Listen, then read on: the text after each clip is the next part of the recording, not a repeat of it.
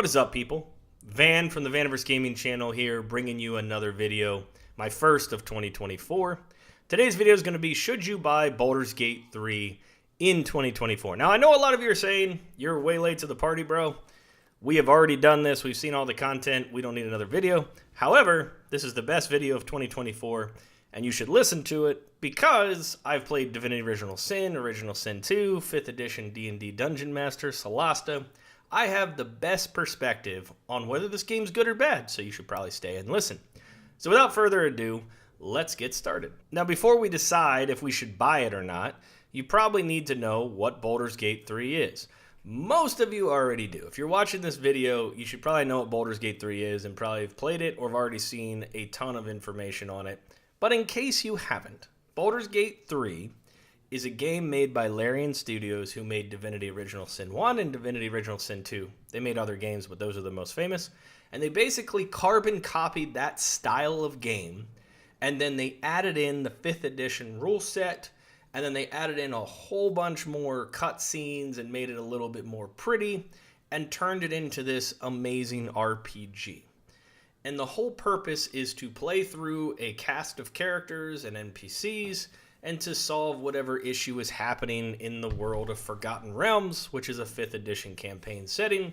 And there's so many twists and turns and character stories that it just leads to hours and hours of content, and it's pretty crazy.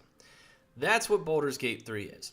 It is also a turn-based tactical game where outside of combat, you move your characters top down, right? It's and then in combat, it puts you into this time-based mode where you basically, tactical movement of combat, etc. And so some people might love it, some people might not, solely because of how it functions and the turn-based and 5th edition rules versus Divinity games or other games, and we'll kind of talk into that more in the combat side. But that is what Baldur's Gate 3 is. It is a fantastic version of a CRPG that is based on Larian Studios' Divinity Original Sin 2 with some 5th edition rule sets and some added tweaks and additional story, etc. All right, now that we know what Baldur's Gate 3 is, let's talk about the whole 5th edition Dungeons & Dragons rule set and how that applies to this game. Now, there are 3 types of Dungeons & Dragons players, in my opinion. There are ones who learn it from playing video games like Baldur's Gate 3. There are ones who came from old editions, and there are ones who've played 5th edition in the tabletop world who thought, wow, Baldur's Gate 3 will be fun. It's a 5th edition D&D game. And basically, if you've played 5th edition D&D, you will see that Baldur's Gate 3 operates very much so like the books and the rule set. They did a very good job of keeping a majority of the content true to the rules. Now, they did take some liberties and they added some different things and changed some different things up because, for 2 reasons. One, they really weren't great if you weren't playing tabletop in a video game. They just don't make sense. And 2, some were just bad in the tabletop rules and they made it better. And so, if you're looking for a very D&D tabletop experience in a video game, I think it does a pretty good job, but it also adds some complexity and some layers to it that I didn't really like coming from 5th edition tabletop that I'll explain to you later if you're a D&D player deciding if you want to buy Baldur's Gate 3. But for the most part, if you know the rules of 5th edition D&D, you're going to know the rules in Baldur's Gate 3, with some minor tweaks that make it a little bit more interesting and fun. All right, so now let's talk a little bit about the world of Baldur's Gate 3. So, as I stated before, this is based in a 5th edition D&D campaign setting, and the world is called Forgotten Realms. And if you've played 5th edition D&D, most of the Forgotten Realms gameplay, campaign, story takes place on what we call the Sword Coast. And one of the biggest cities on the Sword Coast is called Baldur's Gate. And this game takes place within Forgotten Realms and around the Baldur's Gate city. So you go into some very famous locations like the Underdark. So if you've read any of the books from Forgotten Realms, or if you played any games, you'll know what the Underdark is. But for the most part, that's where the Dark Elves live. And then there's a lot in the actual city of Baldur's Gate where they kind of break it up into upper and lower city. And the first part of it is kind of like you're wrecked on a beach like all other Larian Studios games. I feel like in every game that they've ever made, you're wrecked on a beach. And then you make your way towards the city. And so if you love 5th edition D&D, or you know anything about the lore, or you know anything about the setting, you'll see a lot of things that are talked about in this, including characters. Elminster and some of the famous characters from the Forgotten Realms books are mentioned and through here. So that's what the world looks like. It starts out small in like this little seaside town where you're doing some things, and then you kind of make your way into the Underdark, and then you make your way to the main city at the end. And so the world is really cool if you like 5th edition D&D. If you don't, and you want to learn how to play 5th edition D&D, after playing Baldur's Gate 3, you might learn some things about the world that might get you into the tabletop version as well. Alright, now let's talk a little bit about the story. This one's going to take a little bit longer because the story is kind of crazy. The gist of it, and again, if you haven't read or seen anything and you don't want to be spoiled, you probably want to skip this part and go to the next section. But the story is you somehow were abducted by illithids and put on their cool ship, a Nautilus, and they put a nice tadpole in your head. So if you know anything about mind flayers and you know anything about the lore, a mind flayer, once they put a tadpole in your head, over a certain amount of time, you get ceremorphosis or whatever you want to call it, and you turn into a mind flayer. And so the whole purpose of this story is you are infected with these tadpoles as well as your companions. Somehow these tadpoles are linking you together. They can potentially provide you some powers, but for some weird reason, you are not turning into a mind flayer as fast as people think you should. And that's what drives the story. You're looking for a way to cure yourself of a tadpole before you turn into a mind flayer. And then the story kind of goes on from there. Now, what's interesting about the story is it's not more of a choose a path, it's more of a pick a web and follow a strand, and then take that to another web. What I love about the story is every NPC has their own story. There's, I think, 6 total NPC characters, and they all have their own story. And then you have the overall main campaign, which is what you're trying to solve. And then also you have this story regarding these things in your head and how you want to deal with getting them out or utilizing them. And every act, the story triples into more options. And that's what makes, I think, Baldur's Gate 3 so special compared to any other game of its kind, is they made it a point to put almost 500,000 lines of dialogue in just the game itself, right? On top of that, they've done such a great job to say every single thing you could potentially think about will somehow affect the story and how your characters interact both with each other and with the NPCs. You know, for instance, I mentioned the Underdark and Dark Elves. In Forgotten Realms, in the Sword Coast, Dark Elves are evil as shite. And they are hated by damn near everybody. And so if you go walking into town as a Dark Elf, they actually react to the fact that you're a Dark Elf, right? If you cast a spell on yourself that makes you different, they'll actually mention your difference by the spell.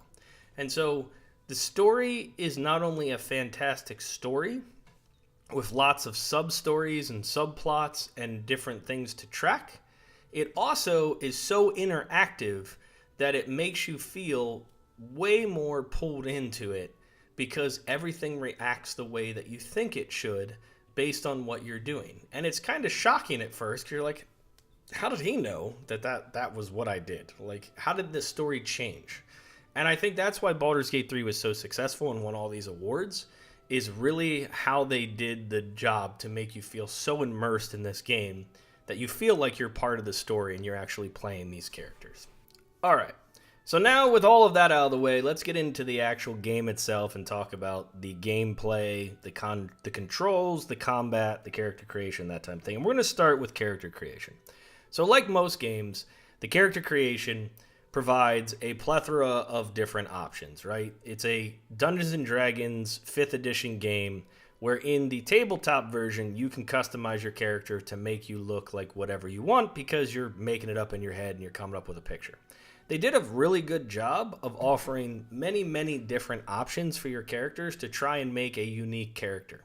There's enough settings and sliders and options to spend hours, days even, in the character creation trying to build out a character. And it's phenomenal. The one thing that I think is a little troublesome in the character creation is how they have it set up. When I build a character in 5th edition D&D, most times I have a kind of an idea of what class I want to play, and I usually want to figure that out first before I start the race I want to pick. Some people go backwards and they're like, okay, well, I want to be a dwarf. Okay, but what kind of dwarf? Well, I want to be a fighter. To me, I feel like they could have done a better job in the character creation of walking you through a more easier path of building characters. And even like deciding on how you switch between male and female, or how you customize, and at level 1, how you can undo some things and redo some things. I just felt that the character creation was a little bit more confusing than it probably had to be. Where in some of the other games like Solasa that I played, I think the character creation is a little bit more straightforward and a little bit more easier to understand. But like if you go and play like a Pathfinder game, good gracious, it's super confusing because Pathfinder is just way more complicated. So all in all, great character creation, lots of character options. Like most games, the voice choices are limited, which drives me nuts, but I understand, when you have hundreds of hours of content, you really have to voice over all these different characters, and that can get expensive. So you got to give somewhere, and having 47 different voice choices usually is not where they're going to spend their money. But I really wish that I didn't have to have hearing the same voices multiple times. And then after the character creation, you build your character out, lots of different options. I think they need another thing in the character creation that Solasta does, which is super fantastic, is it lets you to pre-build a character all the way up to level 20, right? Well, in that case, I think it's level 16. So you can choose a character and just keep power leveling him up in the character creation just to kind of see how that class levels up. It would be so cool if Baldur's Gate 3 does that, because you're locked into these choices until you can always re-roll them, but you're always locked into your level 1 choice. There's a lot of stuff about your level 1 pick that you can't change, like your race. And so maybe you want to see how you get there. So I prefer having that in the character creation before I start, and I understand you can change it later at camp. But that's one thing I think character creation could do a little bit better, is making building the character a little bit easier, a little bit more user-friendly, but the actual options you can choose to build your character are pretty awesome. All right, so now let's talk about the game settings. Like most games, there are lots of settings when it comes to changing controls and changing how you want to see combat, right? What you want to see, what you don't want to see. But originally when the game released, there wasn't a lot of customization settings to customize your game. And I was kind of frustrated by it. And luckily, they came out with a patch that added custom settings, and along with it, they added the whole honor mode. Similar to other games, an Iron Man mode, where basically you get one save file, and you can't go backwards, and it auto-saves. And if you die, your game's over, or you just can't get the achievement. So we'll talk about that here in a second, but we want to focus on settings. And I really do like how you can customize your keyboard a little bit and all that. I wish there were more settings. Even in the custom mode, I think there's not as many things that you can change to make it a custom run-through. This is 5th edition D&D. If you play Pathfinder or some of the other ones on the video games, there's a lot of customization you can do to the settings, and I wish that the settings customization was a little bit more robust. You really only have a couple modes. You have basic, you have, I think, whatever the second one is. You have like easy, regular, tactician, and now honor mode. That's nice, but I feel like the settings from a gameplay customization standpoint could be better, but they definitely did a better job by adding honor mode and adding customization to your gameplay and creating some custom settings in there. Okay, so now let's talk a little bit about the user interface and the controls. I feel like Baldur's Gate 3 has a lot going on the screen. There's a lot of different things to click into.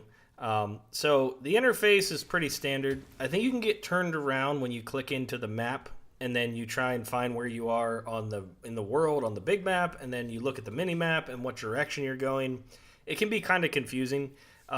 For the most part, the interface is okay. I think how they combine some of your abilities on the bar below and have it into different sections by like, here's everything, here's just warlock abilities, they classify them differently. They do give you a section you can customize, and I highly recommend doing that because at most points, you're going to have a lot of crap. You're going to have all your actions, all your bonus actions, all the stuff you get from your items, all the stuff you get from your spells, your consumables, all the stuff you get from your tadpole. And eventually, you're going to be like, I have so many abilities, I don't even know what the hell they do. Or, oh, I forgot I had that ability. Or, oh, I had that screen collapse, so I didn't realize that it extended out further than that, and I had all those other abilities. And so I think the interface can be a little bit clunky from that standpoint of, toggling through what abilities you're supposed to do. And just, how to toggle on a torch and toggle it off and, weapon swapping. And there's just a little bit about it to me that I feel could be a little bit more user-friendly. Solasta is a good example. I feel Solasta's UI and how they separate it and how they break it up from a combat standpoint and just how they show the map, I just think it's easier. I really like how they do it. And so even camping and short rest, there's just some things about it that a little bit clunky in my opinion that make it hard to navigate the map and know what to click and kind of doing that whole thing from an interface standpoint. All right, so now let's talk about the gaming controls. So I think in most games, the controls are pretty common for the CRPGs where, usually your WASD or your arrow keys kind of move you around. You can right click and hold down and kind of move your mouse to spin the camera. And then on top of that, you have the different controls that you have with selecting targets and right clicking versus left clicking and all of that. I will say that there is some frustration in the combat with trying to click the creature you're wanting. Sometimes you misclick and you move to a location versus doing what you want to do when you start getting people on top of each other. You can solve this by going into like the tactical camera by hitting O and going up above, or up at the top when you have your initiative, you can click on the character you want to actually target up there versus trying to click them, on the actual screen itself. But when it comes from a control standpoint, I feel like there are some things that are a little bit more clunky than I'd like to see, but for the most part, the controls work really well, right? Like you have, this button is what's going to put you on stealth. This is a group stealth. There's some keyboard shortcuts that make it a little bit easier. I wish they did have like an auto select that was a little bit easier than clicking the little toggle in the bottom left. I kind of like the whole, take a square and put it over the characters like the old days that you want to highlight and have them go stealth. And there's just some things about it that they're not, is almost like it's two games, right? You're trying to be this action RPG game and you're also trying to be a CRPG game. And some of the controls, I feel like I wanted to do things it's not doing. And it also leads me to misclicking some things. For the most part, it operates fine. It's smooth. There's just some things about it, like I mentioned, the auto-selecting the whole team, and just some other things that I think they could have done better from a control standpoint. All right, now let's get into the meat and potatoes of this video, and then we'll end with a summary. Let's talk about the gameplay. The gameplay of Baldur's Gate 3 is probably some of the greatest gameplay that I've ever played in RPG, and it's no shock on why it's gotten so many awards, Golden Joystick Awards, etc. The gameplay is fun, right? You're walking through, you have your group, you're interacting with so many things. I mean, this is one of those games where you interact with literally everything. And most times you're getting something. You're picking up books, you're picking up different things. There's crafting in the game that you can craft some items, poisons and potions and whatnot. You can pick up recipes. There's some weapon crafting. I think they could do a little bit more with the crafting of items like some of the other games that we saw in the past. Like Solasta is a good example of having some really good crafting in there to craft some pretty unique and fun items. So they didn't go the crafting route.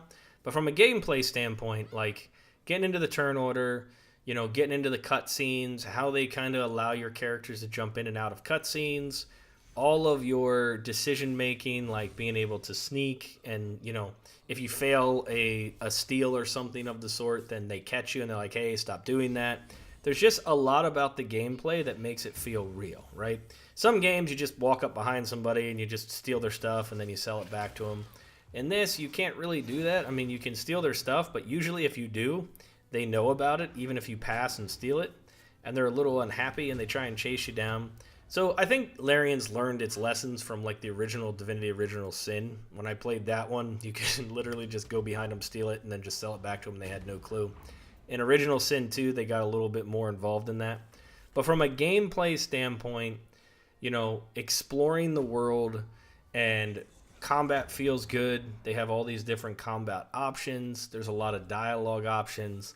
I really enjoyed the gameplay aspect. You know, every time you go back to camp, there's some kind of cutscene you got to do. And so most of the gameplay feels good. It's all voice acted. And so getting into the characters, some characters you hate, some characters you love. It just really is one of the shining stars in the game, next to the combat itself. All right, so my favorite part of every game that's a 5th edition or even an RPG in general is talking about the combat. The combat in Baldur's Gate 3 is a lot of fun. They've given you enough tools from 5th edition D&D, and if you know what the spells do, it's great. But they've also done a good job of adding in a little Pathfinder where every weapon has different weapon abilities that add a little bit more flavor to some of your characters. In addition, they've added some customization to some of the way that the combat works, like they changed around some of the classes and subclasses. And the best thing they did is allowed multi-classing with 0 restrictions. In 5th edition D&D, when you multi-class, you have to have certain attributes to be able to multi-class into a certain class. In Baldur's Gate 3, they remove that.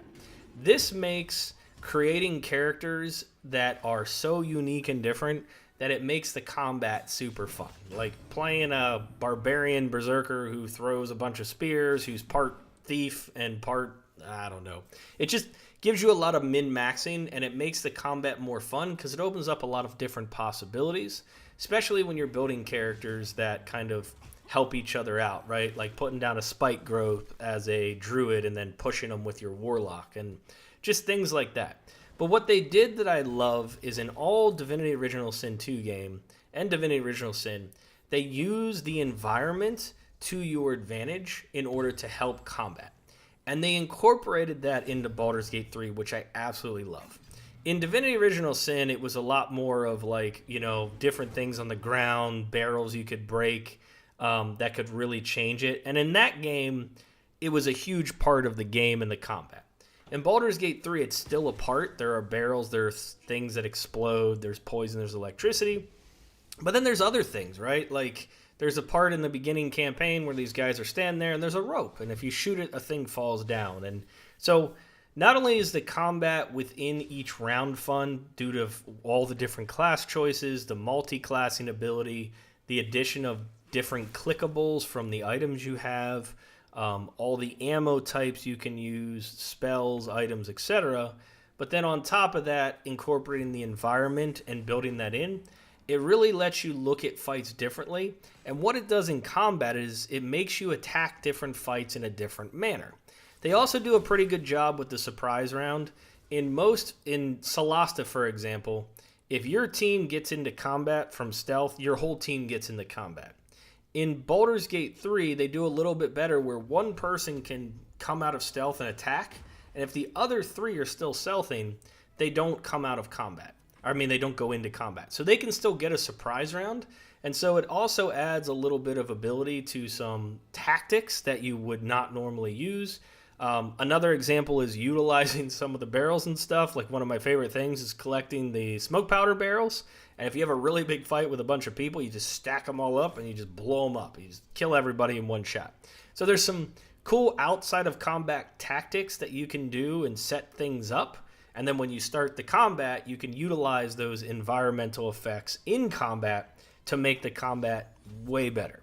And so it's a little bit hard for me to get into the combat from a 5th edition D&D perspective, and we'll talk about that in the summary.